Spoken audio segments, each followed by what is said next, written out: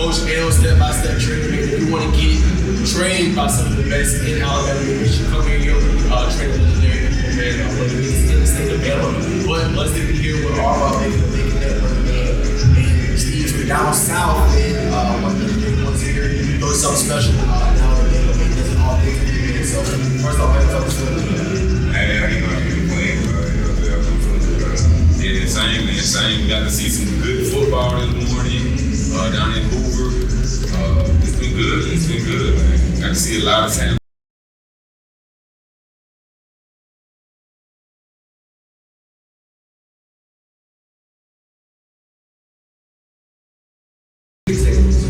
I think Hoover looked great. They actually won it all. Gainesville won the silver bracket.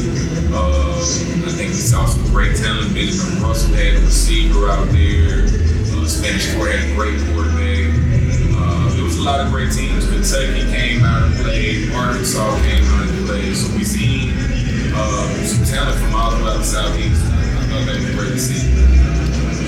I do want to say, like, our athletes around to a lot of the Hoover, they're like, Yeah, right. And so Hoover had a regime change. Every left went to Gainesville. New coach came into Bose. He went down to Mobile, and now the previous 6A state champion Coach Gilbert from Clay Chalk actually took the job.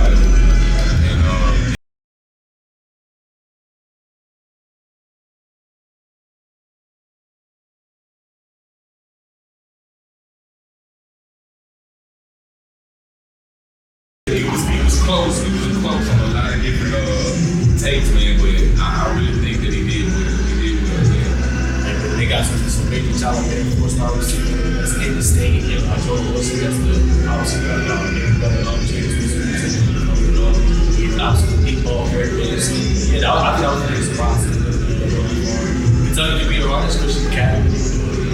I know some big wins in obviously. I told you Bell. I mean, guys will have clips later, man. Towards the end, got pass breakup, man. I remember the guy kept going to win in with time expired. They kind of almost ended the whole time.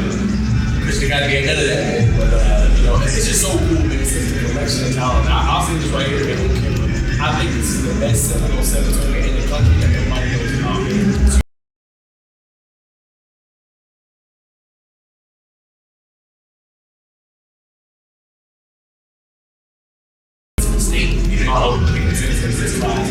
Five-star Najeh offers in the building, chance for sparks. I mean, wherever you look, man, there was talent. So, I mean, if y'all want a dope tournament, every July to go to, I've seen a little bit, you know what I'm saying? I've seen bits and pieces. I've seen probably 5-10 minutes here and there. But, I mean, the speed is something that kind of caught my eye. This is probably He's blurred. He's definitely blurred. The quarterback, Matt Beason, actually trains here step-by-step with Coach L. Actually had a kid that won the MVP for Wild down in Golden, Alabama. Christopher Warren. He's their tight end. It's like a stretch wide. Rich Jackson just transferred over from Stanley Park. So Hoover is loaded, and I actually feel like they'll have something to say in second. I really do. They actually beat Thompson. I heard it was about technicality. Someone said that it was a false start or something on third down. But hey, man, this 7-on-7. That's how it goes, man. That's how it goes out here. Any other result from the tournament from today that kind of caught your eyes, bro? The Benjamin Russell, the one that we was all watching, it was a controversial call for the touchdown for Benjamin Russell to go up. It was 4 seconds left on the clock. The team proceeded to throw a Hail Mary and catch it, and all hell just see, that was probably the most turned game out there. Just the energy. The next game, the energy was off because of the energy from that game. So I really like that game. That game was dope. No, 100%, man. I mean, I went back and forth, and we was coming up on the tail. It was all of us was walking up, and then we seen we probably know better than me, but number 9 had caught the pass, got in the end zone, caught the touchdown. 3 seconds left. Like, oh man, Benjamin Russell got this in the bag. And next thing you know, that big Hail Mary, boom, you know what I'm saying? And that's it. Man.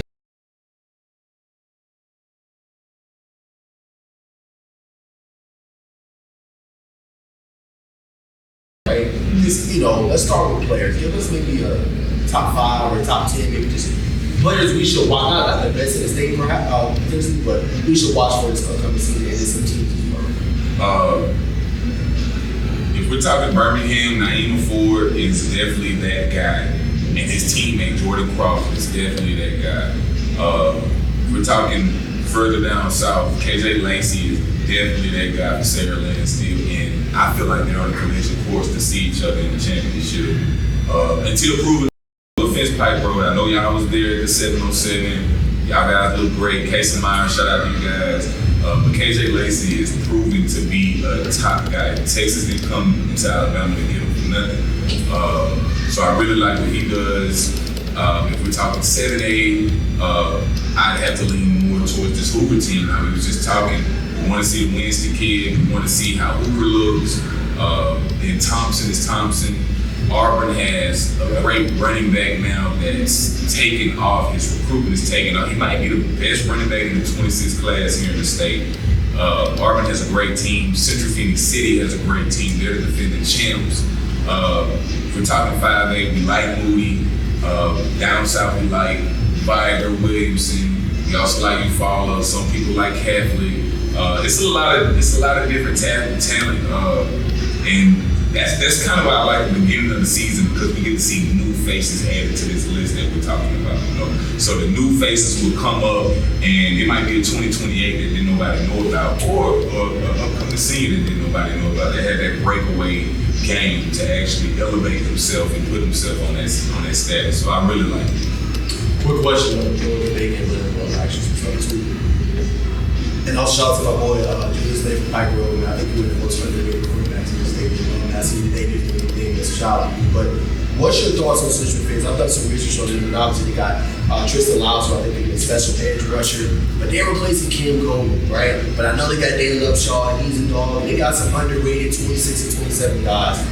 What do you think is their synergy? You think they can get back to the Central Phoenix and fit? Or you think it's going to be kind of a steeper road? It's going to be a steeper road. Carver Montgomery is entered the equation. Anthony Rogers came home from IMG. He's playing at Carver. That's a running back that's committed to Alabama right now. They're saying that he might flip to Ohio State. So we had them Enterprise. We just seen that they was out. They look good. They look real good. Auburn is in that same region. It's going to be a tough uphill battle. Not only did they lose Cam Coleman, they also lost Darius Morgan. They lost Fager, the defensive lineman. They lost a lot of talent, but I like that they're young and that they have, arguably, I would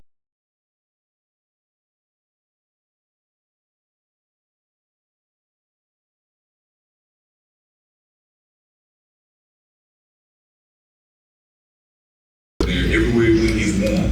So I think the expectations is high. Even though they're younger players, they're still going to hold them to that standard, because the standard is a standard. And we just have to see where they land from there.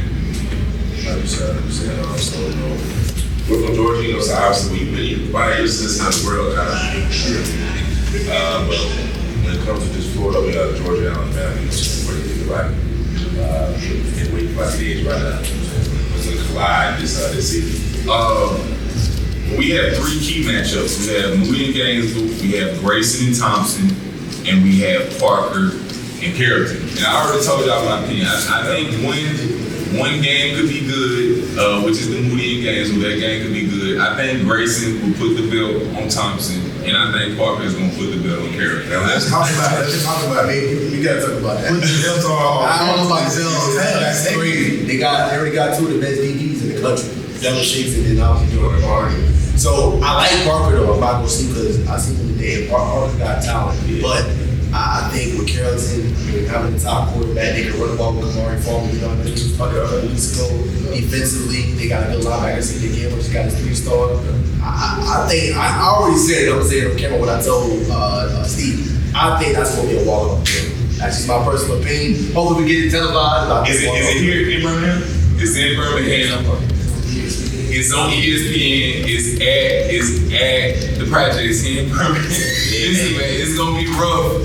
It's gonna be rough. Packing lunchbox. Yeah. All 4 boys on the defensive line are D1. 1 of 27. One's committed to Washington. One's a 4-star. One's another 4-star committed to Auburn. And then you have 2 D1 boys on the corners. You got a D1 set. Like it's that defense is gonna be. It's gonna be tough. I gotta lean towards them just because of that. Now I don't know what their offensive line. What do y'all know?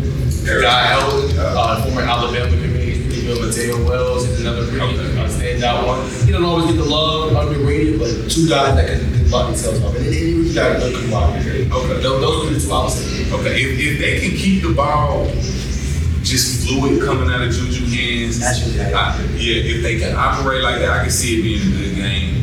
But if they let that pass rush get to them, it's gonna be rough. It's gonna be rough. Now, Coach Joey, you know what I'm saying? He's smart. And Coach Joey, if you see go for it on fourth down, fake punt, Coach Joey got some specials up his sleeve. I'm telling you, Coach Joey, you know if it's Coach Joey special. Yeah. So, know what Coach Joey is as a coach. How he head coach for a partner, breaking down for us. Coach L probably knows more about him. Like I said, I'm really from Mobile. I know of him.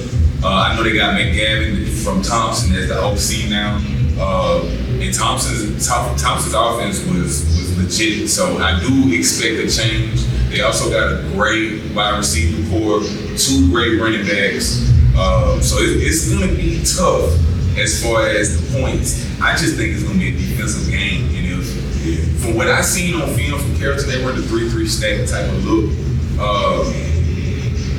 It can be the good thing about the 3-3 stack is you can't double as much on the line. You can't double team. You have to account for everyone because they're stacked.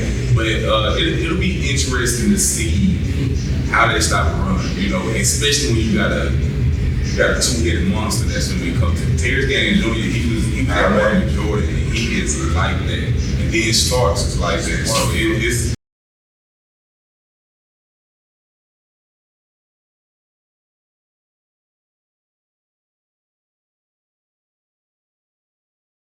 Dial it up too. I will say that. All I'm gonna say is yeah. I've been seeing that defense. But Thompson has a great defensive line. They have a great defensive line. I also think New Boy Fadens is one of the underrated safeties. I think he should be the number 1 safety. 4-star, right? Yeah. I think he should be the number 1 safety. They have some young bucks, Cam Pritchett. They also have a kid named Trent McCovery, who played like a linebacker, safety role. Their offense, Trent Seaborn, young, great quarterback. It's just a matter of seeing the pieces of the puzzle together. And if that offense can come together, that could be a good game. But I'm leaning towards Grayson right now. I noticed you didn't bring up the defensive end, but it says you did right. Jared Smith. Yeah, Jared Smith is a great kid too. He came from Spain Park. I like him. He's more of a run stopper in my opinion, but he can have that presence on the outside too. So I mean, we'll see how that turns out. But in my opinion, it can go either way with that.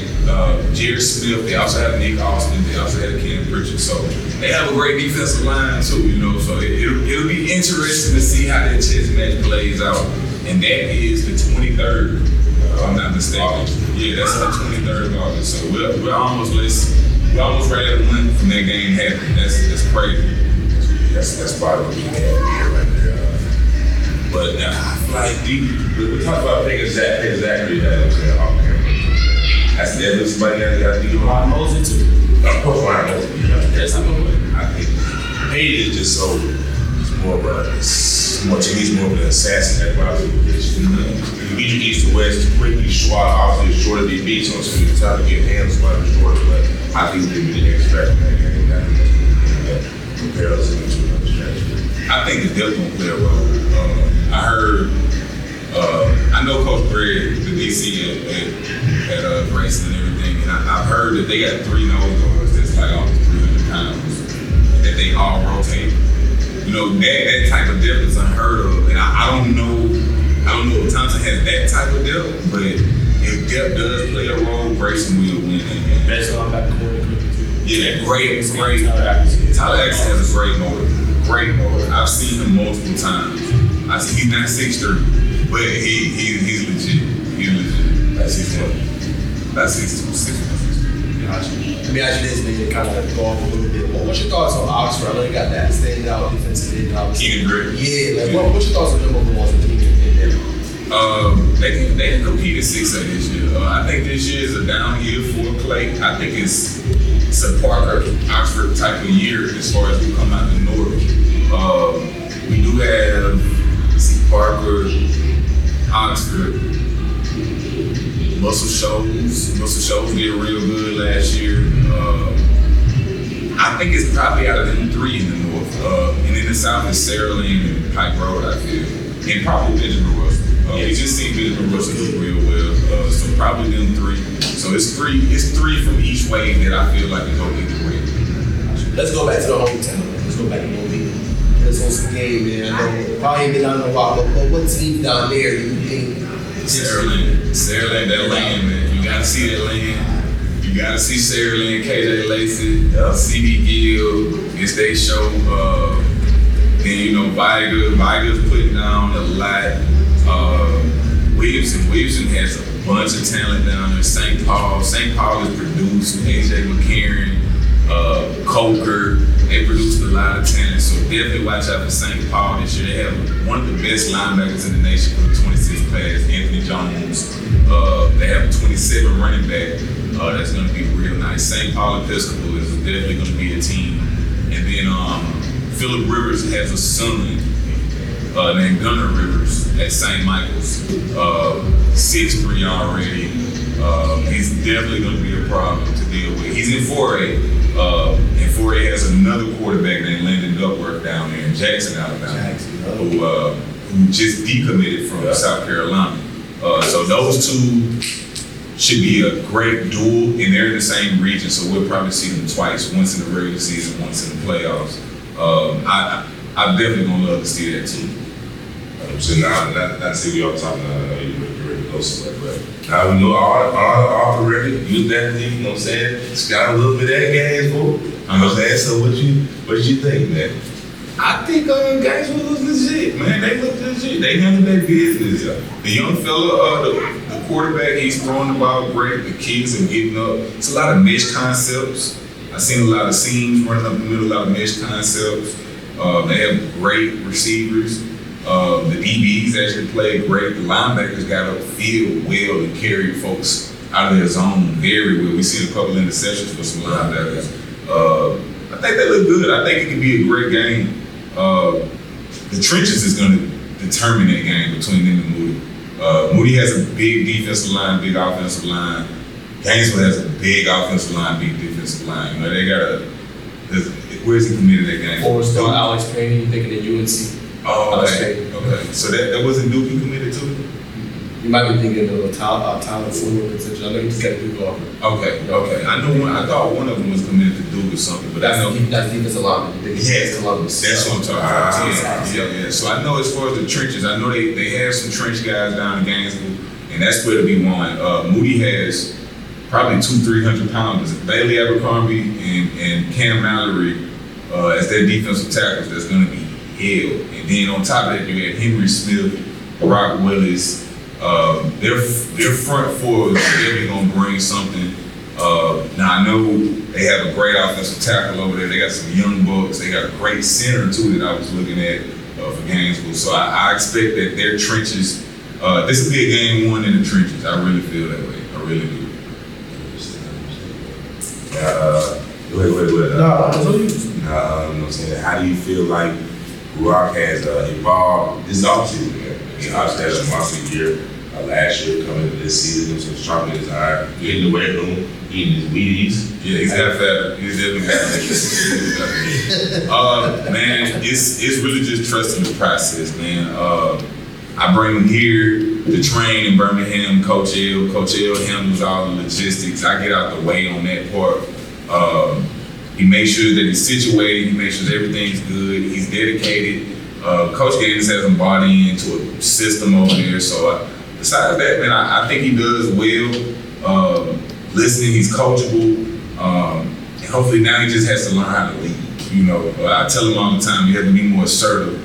He's not a talker. You know, he's not a talker, so it's he's got to find different ways to lead, which is sometimes being a doer. So it's just him finding that way to lead and show people, hey, this is the example I'm setting, and this is what we putting down.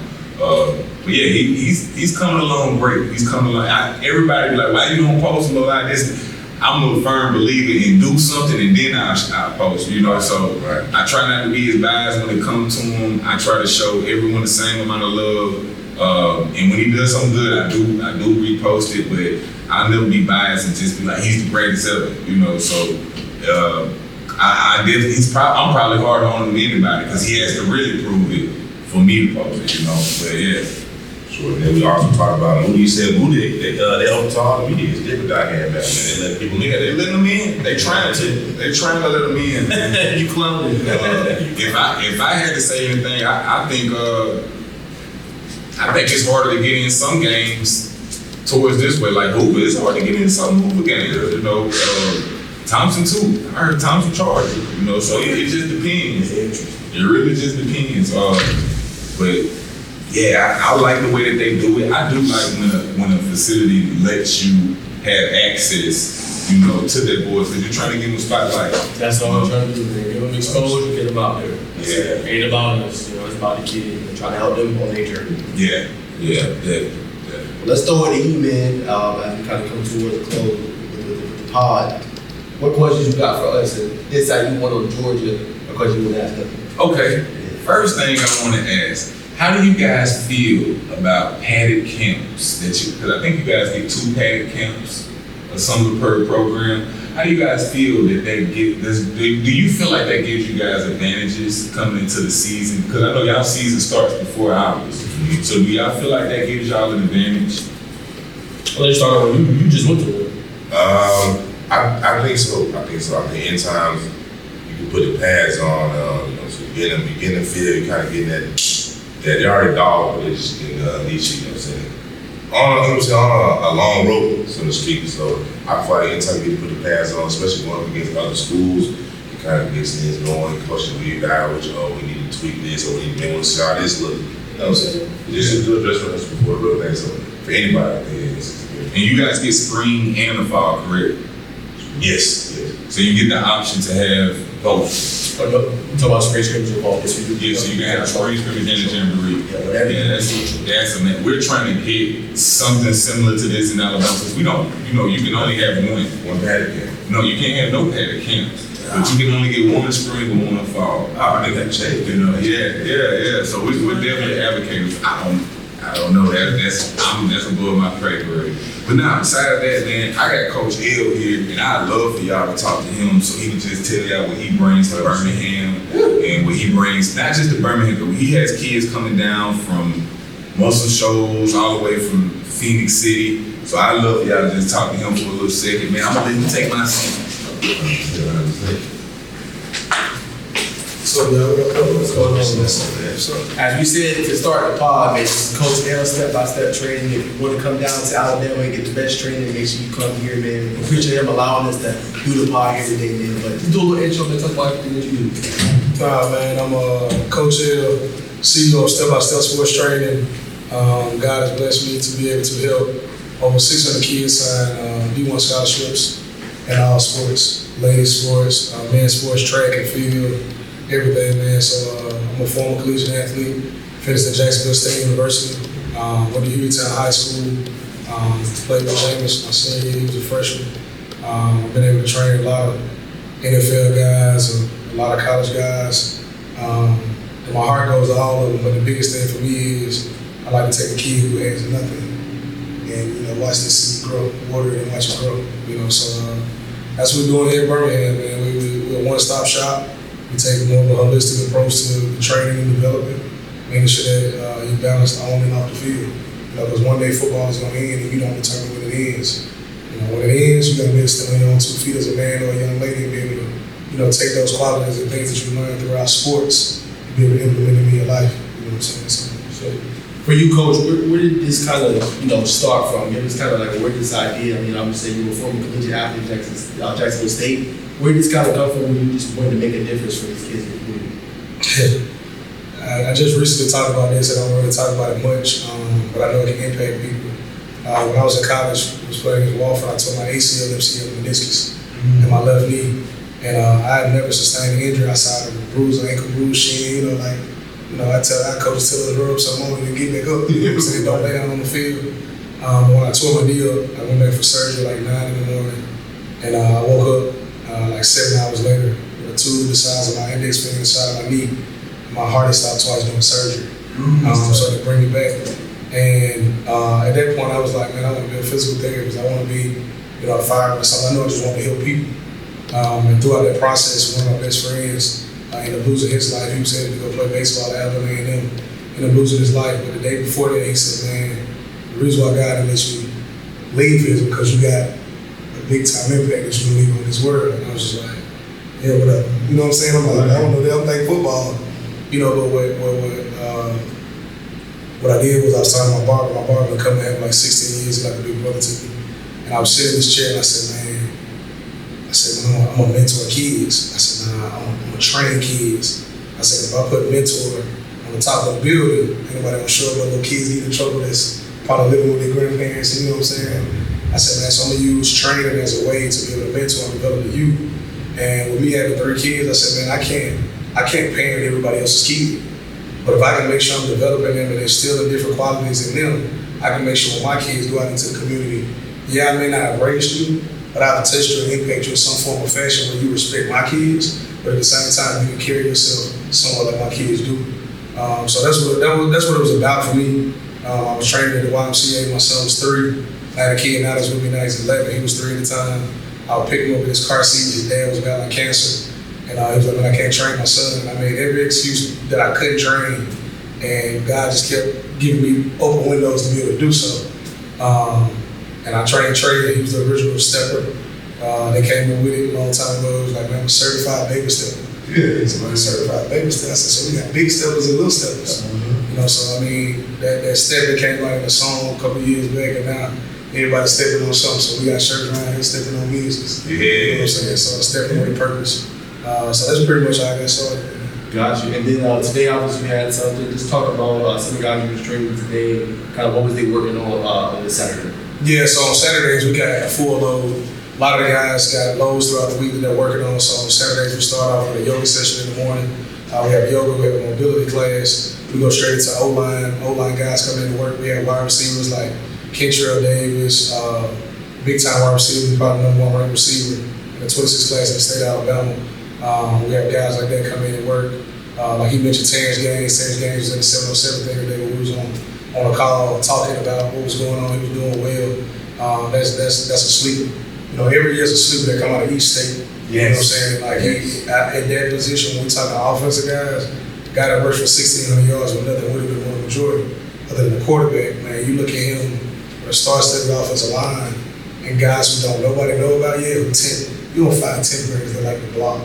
Right. You know what I'm saying? Like not in every city. It's kind of like you gotta, hey man, we'll give you some money or something to kind of bribe you to, get a pancake. But he's gonna do extremely well. I mean, we had several of those guys, Chris Warren, 4-star tight end at Hoover. Those guys always here working. Rodney Cleveland, 4-star, Kirby at 5-star was all said and done. He'll be probably one of the best defensive linemen to ever play at Park, and that speaks volumes. Knowing that they've had Jeremiah Beaver, who I've trained, who's in Alabama now, and Caleb Smith, who's headed to Washington. And we got some other young guys with us. So it's a star-studded list that comes in here to the media, but to me it's like you just one of my kids. You know what I'm saying? So I'm gonna push it. Like I said, when Barack comes in, like he part of the hardest on Barack, but I get in Barack all the time too. You know what I'm saying? It was like, look, we like skin, and you play defense. They gonna assume you scared. They gonna assume you solid. You know what I'm saying? What were you struggling with for one day around here? And that's the way your opponent is. You know what I'm saying? I like this. Coach Alfred, when I came in your establishment here, brother, you know what I'm saying? This is a fine establishment, brother. But just talk a little bit about how you got the space, how you gutted it out and made it your own, and what was the process? We're in the entrepreneurship of society. And especially in our culture, we don't really know how to go out and find buildings and pick your, and make sure we're not getting the effort. So what was your process like and how did you make this come to fruition? Man, just to be honest with you, man, I wrote this goal down 8 years ago. I wrote down the facility, I drew it out. I drew out this logo. My brother that's in the Navy digitized it. And literally, I was just like, I drew it down as just a dream. I didn't know once I took that first step, the other side of the field was just gonna roll. You know what I'm saying? I was working at Coca-Cola, full time, and I was doing this part time. And 4 years ago, I actually left Coca-Cola, and I've been doing this for 4 years strong. And literally being able to sustain and take care of my family and take care of people. When I started to build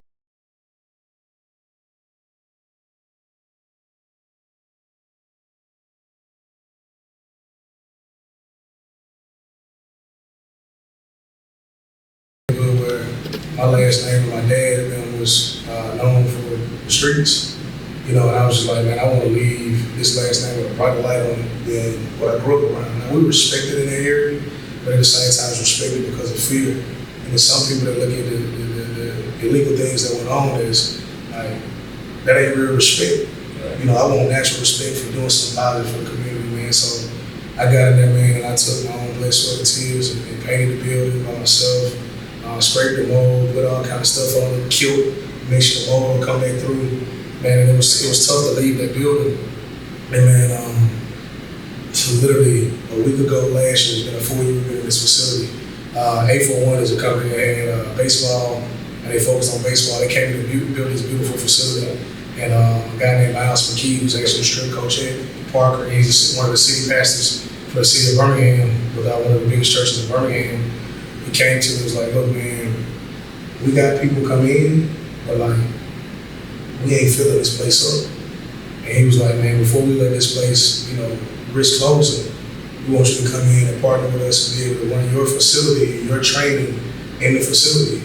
They're a nonprofit. They're just like, we want to house the facility.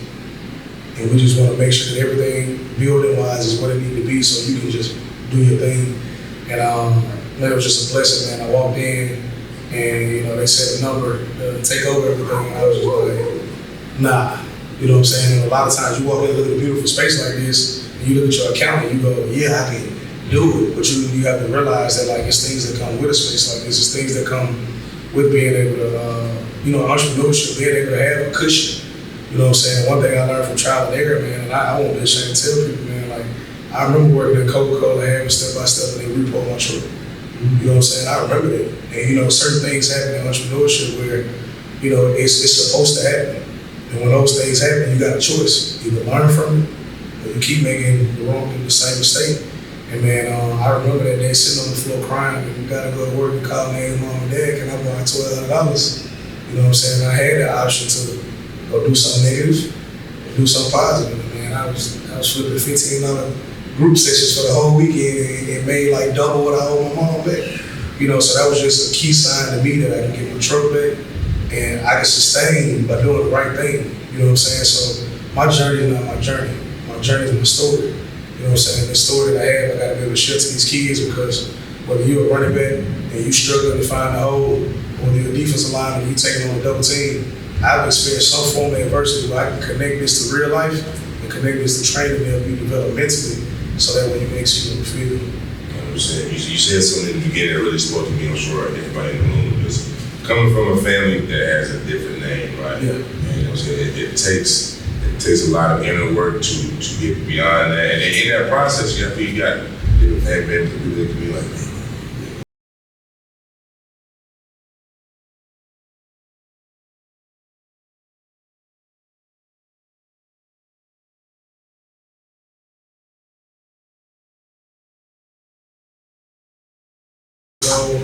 My dad dropped out of school in 6th grade, was in the streets. I was a statistic. I wasn't supposed to be none of who I am. And literally wanted to make my mama proud. I wanted to, just to be completely honest, make my daddy feel what he was missing out on. It was what motivated me to get to the level that I'm at. When I was 21 years old, I was in college when I tore my deal. My girlfriend at the time, my wife now, got pregnant with my first son. And I had a choice, man, go back and play football where you're probably not going into the league with a knee injury, or go be a better dad than what you had. I mean, I didn't have an example of, I had an example of having a present dad that really didn't do much, but all I could be to my son is what I knew I needed when I was his age. And I literally became who I was off of watching other people's mistakes and choosing to take it on as wisdom and not do the same thing, and be a positive example, positive role model for our youth. You know, the biggest thing is when I was growing up in my neighborhood, you had a lot of old heads who was either in the street game, you had a lot of old heads who had money and had legit jobs. But they go with their suits and coats to work. And by the time they come to the crib, they gotta get their regular clothes to fit in and look the part. So they won't get robbed or anything like that. So pretty much just being determined to be different than what I saw growing up is what motivated me to get to this point, man. And seeing my kids and seeing other kids like literally light up and smile off of doing a footwork drill, off of, you know, struggling to do a tackling drill and now they can do it. Man, I think the biggest thing is everybody wants to be able to plant a seed and water it and see it grow. And you know, I've been able to be blessed to be put in a position where I can do that. And man, this space right here has allowed me to be able to do things from, you know, mentorship, teaching guys how to tie a tie.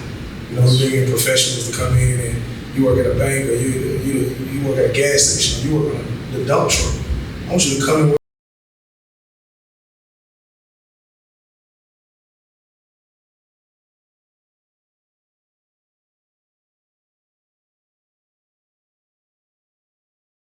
He's a director now, but he used to be the cameraman and kicks across the floor on a little board and record LeBron. And it took something that put something in perspective for me. And I told him, I said, man, if he wasn't a dope cameraman, we would never see LeBron the way that we see him. So my thing is, when you embrace your role and don't worry about other people's lanes and what it is they do, even if they have similar titles to you, man, if you just embrace that and you go full-fledged on that, man, the world is a better place.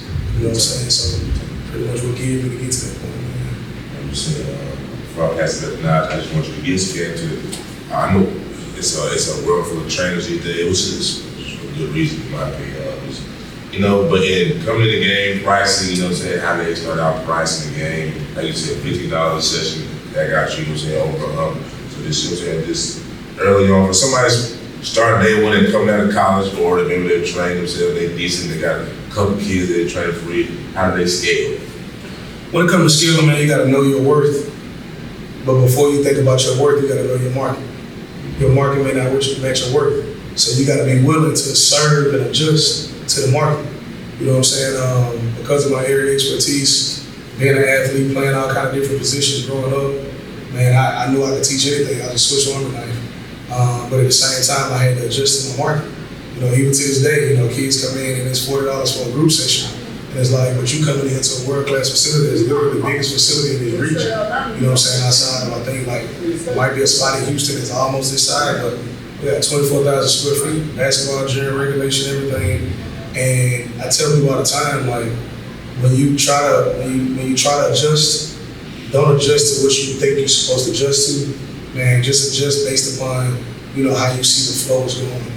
You know what I'm saying? If I tell people all the time, man, I can charge $75 for a group session, and people gonna show up. But if I got 5 kids coming to a workout versus my 30 that's coming to a D-line session, Steve will tell you, because Steve like, man, make sure they get their reps. Man, it's one of those things when I got 30 dogs in there, and you coming from Muscle Shoals, you coming from Johns Creek, Georgia, you coming from Montgomery, you coming from Mobile, you coming from Birmingham, there's no way to work. You gonna tell me them dogs ain't sharp in the iron. You know what I'm saying? So at the end of the day, when you go back to your market, you go back to your school, you top dog for a reason. Because now it ain't, oh, the top dog in my city. I'm the top dog in my city, and I'm going against the top dogs from other major cities around the South. You know what I'm saying? So when that happens, you know, that's when you start to go, okay, look, maybe I can increase my price a little bit. You know what I'm saying? I got about 40 kids in this session. Let me gradually go up. You know, but your current people that's currently with you, we'll just keep it up. You can't really go up on them. They be loyal to you. You've been loyal to me for 2-3 years, your price locked in forever. That first ever kid I trained, I started training with $15. This woman paid me $35 for a private session. My private session cost $75. But at the same time, y'all stayed, y'all didn't have to. And my thing is, me being able to show that development over those years, those are analytics for me being able to prove to people and show people like, look, this works. You know what I'm saying? It's step by step when it works. You know what I'm saying? So know your market, know your worth, and be able to humble yourself. You know what I'm saying? Because it definitely ain't about you. I want to explore on that, if you don't mind, just being a black entrepreneur. I mean, we've been kind of the same boat. We try to build a brand, we build a big network. I'm building my own. through TV and other ventures and stuff. But talk about that part. Why do you think it is so many struggle with knowing that market? Like, this, I gotta have it now, kind of that microwave. Like, if I got it now, it's a problem, or I'm gonna just charge you out of the market. Instead, like you said, going to the ones that are loyal, treating them with respect, and letting them, come in just to show, like, man, I just appreciate you for coming. Why do you think so many maybe these black creators or journalists or entrepreneurs struggle with that? Man, a lot of it is, just to be honest, a lot of it is your inner insecurity. And I feel like as black men, as black women too as well too, a lot of us have different insecurities for various reasons, whether it's society, whether it's how you was brought up, whether it's watching somebody else struggle and you having that fear there. But I feel like once you get on the other side of that fear, and you got to take your small wins. Like a lot of people, one thing and all due respect, one thing I want to correct y'all on is something that you said is you're not trying to do nothing, you're going to do it. You know what I'm saying? There's a lot of times I can sit up and say I tried. But if I wake up and I open the car door and I say I tried and go back in the house, trying and getting it done. You know what I'm saying? And what I try to tell people all the time, like I use this example the other day, and I think I'm gonna do a video and like put it out there, man. If I told you guys to go to Walmart and I needed a degreaser for this floor, and I said the only options is Fabuloso or Clorox, like if I said I need a degreaser to disinfect this floor, which I'm gonna get?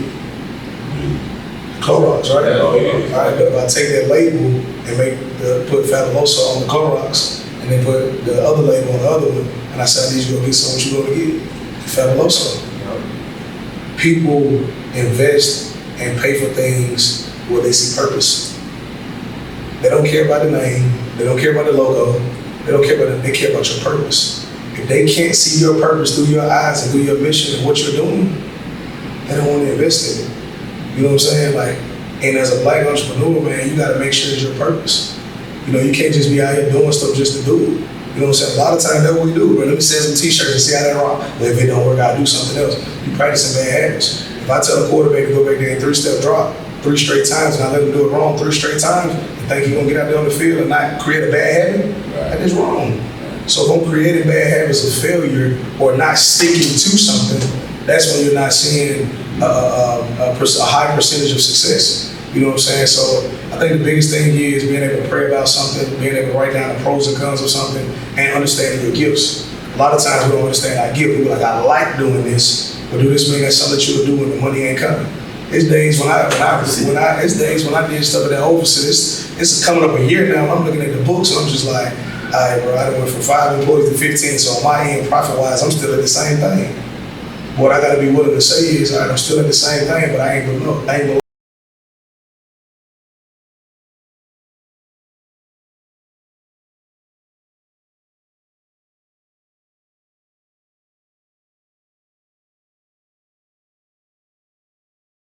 where it's all right, cool, and I see that yield sign, yield a bus a right or bus a left. You know what I'm saying? So I think in the black community, the biggest thing is research more of the successful people. And as a people, let's start giving each other our flowers and not feeling like it's taking something from us by showering that man with love. You know what I'm saying? So I think that's the biggest thing, watching somebody else's pot, seeing what's going on, and Steve can attest to it, man. Like, in this city, it's a lot of hatred for different people that do the same stuff. There's a lot of hatred outside of this city that people do the same stuff. And one thing can't nobody ever say about me is, bro, I don't hate nobody. You know what I'm saying? If you got something going, if a kid over there with you, I don't want him. You know why? Because certain kids match with certain people. If he over there with you and he having success, that's all I care about. You know what I'm saying? If a kid come from you and he say he ain't having success, don't talk about that. Let me see if I can help you. If I can't help you, go back. You know what I'm saying? Everybody's meant to, it's like pastors. Like everybody sit around here and be like, yeah, man, that word hit me, this, and this. But I might go in there and not get the same word. You know what I'm saying? That don't mean that's a bad pastor. That just means they don't connect with me. You know what I'm saying? So when it comes to black entrepreneurship, when it comes to mindset as a people, man, we just got to change our perspective and try to find a way to put a positive spin on things instead of a negative spin on them. So it's perception of reality. Most definitely.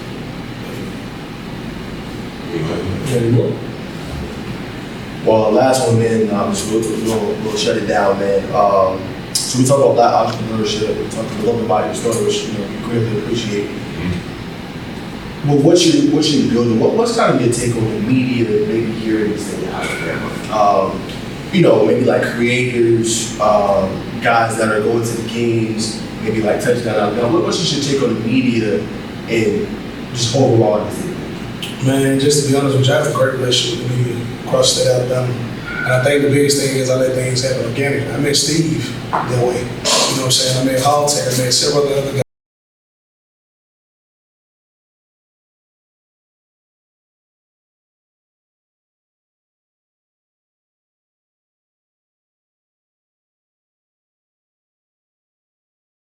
Like when you're trying to get started, you're like, bro, can I get that 4-star on camera? Bro, you a media person? Come on. That's what I'm about. I'm about training and marketing. Because at the end of the day, if you don't market the athlete, nobody never find them.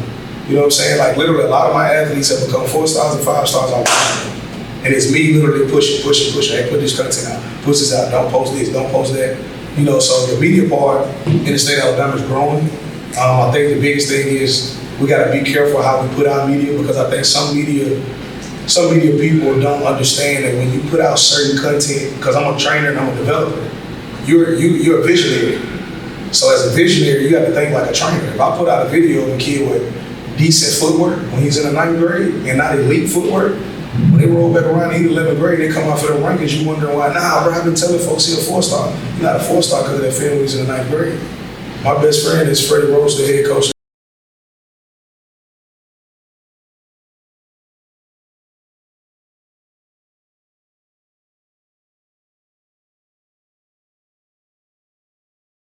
He can't do it, so I'm trying to get him to Bama to show him. Guess what? Now this kid finna get playing time as a freshman down there with him. You know what I'm saying? So that's what it boiled down to. Man. The media does a great job. The media helps. I think all of us have to do a better job at connecting with each other to say, hey, as a trainer, how should I be pushing this content? As a visionary, hey coach, this is how you should be pushing your content. Let's work together, not work against each other. Do you find, I guess, flag to a degree, like with media that just comes like, oh, I'm gonna just get your big name brand and I'm gonna just solve the relationship. Like, I'm gonna get your big name guy, get him out there, do a couple clips of him, and that's it. So, what's your thoughts on that? Originally, that's what happened.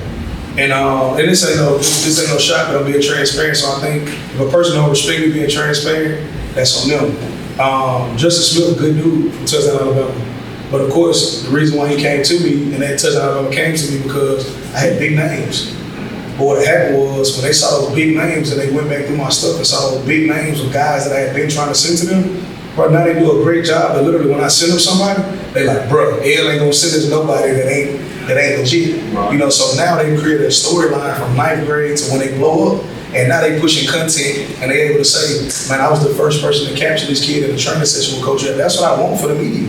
Because at the end of the day, how you get verified, how you get, any type of influx behind your name is like literally you coming out with the story first. Fox News want to break the story first. So my thing is, if you good quality media, you're around me, you gonna break the story first and you a step by step.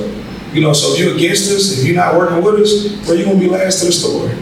Because literally that door is open and you don't have to flag to get in. Y'all walked in without nobody in the buzz y'all in.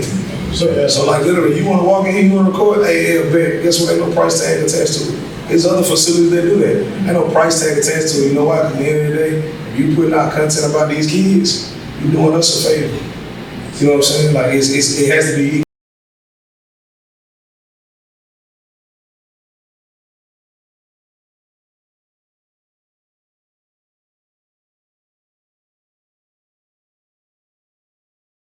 Touchdown Alabama to Dick's Prep Sports to a lot of different media people, Southern Charm, trying not to miss anybody.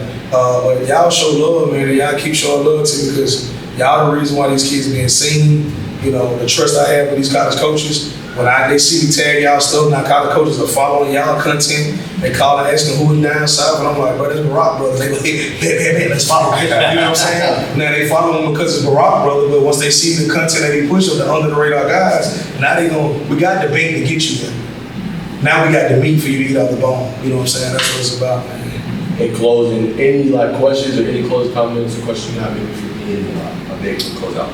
Man, the biggest thing for me is, because I'm not there, what is it as media? What is it as media in Georgia, or just media in general? What is it something that you guys would like to see more out of us trainers to be able to make things a lot easier on you guys? Because you guys are in it for the same reason we are, trying to help under the radar and the star players. I think it's like what you alluded to, kind of your soliloquy a little bit, just having a better relationship. I feel like for us, maybe it's a little bit tougher to create that relationship with trainers potentially in Georgia. So it's tough, but welcoming with open arms. Sometimes it's difficult for us because we don't have a trainer we can depend on or go to, like, hey man, check this guy out, or hey, can you get footage on this guy? Sometimes they be closed, so that we can't really push them out. But that's kind of our mark right there. That's what we try to do. We try to push the kids out. We love underrated guys. You gotta be no 5-star, 4-star. You could be unrated. If the white eyes get on you, you go eventually, somebody go see you. And whether that's you become a 2-star, 3-star, or go to UAB, or you go to Georgia Southern, don't matter. You accomplish your goal going to that next step. That's what how many 5-star play the Super Bowl? Zero. So it ain't about your stars, man. It's about just making it. Like, people forget. When they say the goal of going to school, the goal is free school and free education. So my thing is, you can't get mad because you're not a 4-star, 5-star. You can't get mad because you ain't got Alabama or Georgia. You gotta say, I got an opportunity. Because there's a kid at the crib right now who praying that you come up off yours so he can get yours. You know what I'm saying? So you're right, man. But no, I tell you how this, Georgia ain't that far away. Moody right down the street. You know what I'm saying? So at the end of the day, y'all always welcome with open arms. Any other guys in Georgia. Chad Simmons, I know he be in Georgia. Man, y'all pull up this facility over 7 days a week. We like, wow, I want to close on Thanksgiving and Christmas. Yes, sir. Anything close the road? I'll just answer your question. I'll just say, just maybe just sit at it. I mean, we know where you at. You know what I'm saying? But some trainers, they have different locations, or they may be at high school. Just put on the story. Hey, we're gonna be here. Maybe send the address and then however you want to do it. That'll just be a good start, and everything builds.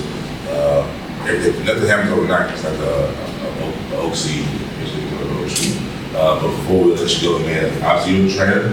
Us brothers, we getting older. You know what I'm saying? We are, but it's high. How do we maintain a physique that we once had as a 20-year-old? I died or just work out playing, brother? So first of all, y'all ain't getting older. Thank you. We're getting wiser, man. Thank you. I told you about perspective. You know what I'm saying? So like, if that oak tree grow, we get wiser. You understand how to live through the storm. You understand how to dig those roots in. But man, the biggest thing is I tell people, for people our age and younger, it's 80% diet, 20% your work. You know what I'm saying? I know guys that come around here, they barely doing the workouts, but at the same time they eat a proper diet and you stay fine. It's about what you put in. You know what I'm saying? Like, y'all pushing stuff out. You know what I'm saying? Like, at the end of the day, you get back what you put in. You know what I'm saying? So I think from that standpoint, being active in the African American community, making sure we take care of our heart, making sure we walk, making sure we get proper body.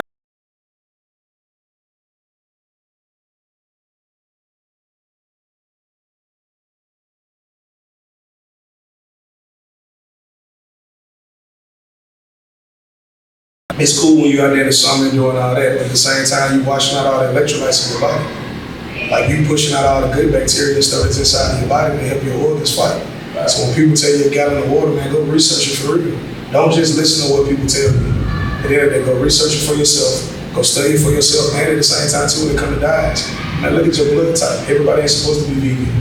You know what I'm saying? So you might go on a vegan diet and you wonder, like, oh, why is he a 300-pound vegan? He eating against his blood type. You know what I'm saying? So go out and study your history, study your heritage, get down to the DNA, everything, man. And that water thing is key for me because I want these athletes to stay hydrated because we send a lot of kids with heart issues, different brain issues and stuff like that, man. And there's no way in the world that when we was 16, 17-year-old, we wouldn't worry about no ACL tears, we wouldn't worry about no heart issues, we wouldn't worry about no high blood pressure. You know.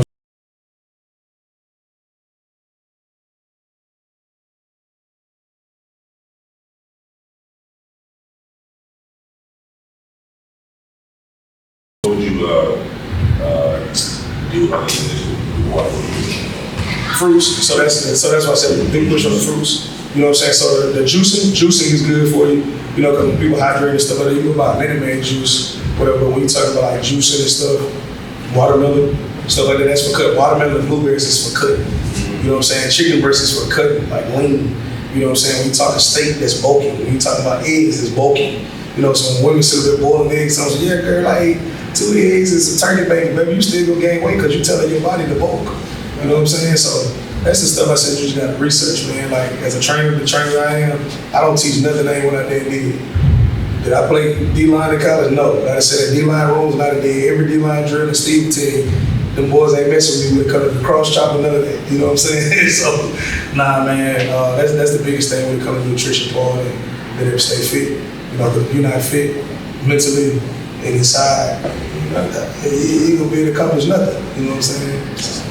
Well, y'all, that's all we got for today, man. Hope you enjoyed this special edition pod, man. We obviously had Steve from down south, man. Appreciate him showing us a little bit of Birmingham, man, in Alabama. Obviously, all about making a big network. Coach L of Step by Step Training. That's all we got. We'll close it out. Appreciate y'all today. That battery went out.